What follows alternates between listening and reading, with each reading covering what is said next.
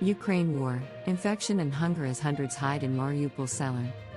Hundreds of people are crammed into the basement of a large public building in the besieged Ukrainian port city of Mariupol, but are running out of food, with many also in need of urgent medical help. Some have developed sepsis from shrapnel in the body, said Anastasia Ponomareva, a 39-year-old teacher who fled the city at the start of the war but was still in contact with friends there. Things are very serious. The city is encircled by Russian troops and remains under constant bombardment, with almost 400,000 people still trapped without running water, and food and medical supplies quickly running out. The local authorities say the war there has left at least 2,400 civilians dead, but even they acknowledge that this is an underestimate. Ms. Ponomareva's friends are with other families in the basement of the building. They have all left homes that are no longer safe or no longer standing.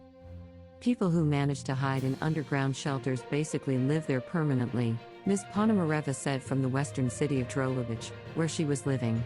They practically cannot leave at all. Most of their day is spent hiding in the basement. From time to time they go upstairs for some sunlight, but rarely outside. Conditions, she was told, were quickly deteriorating, as some people had a fever and nothing could be done to treat them. There is no medical help, no antibiotics. Some streets are so dangerous that few go out to pick up the dead. Many are being buried in mass graves.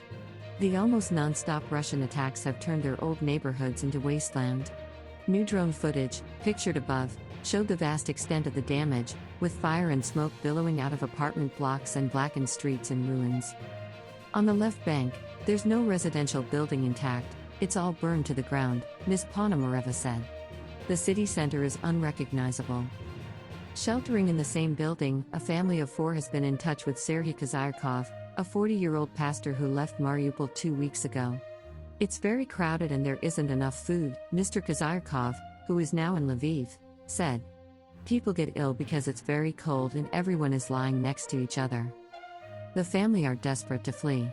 On Monday, about 160 cars managed to leave Mariupol, in what seemed to be the first successful evacuation of residents after multiple failed attempts, with Ukrainian authorities accusing Russia of attacking the city and even routes to be used by civilians, despite agreeing to ceasefires.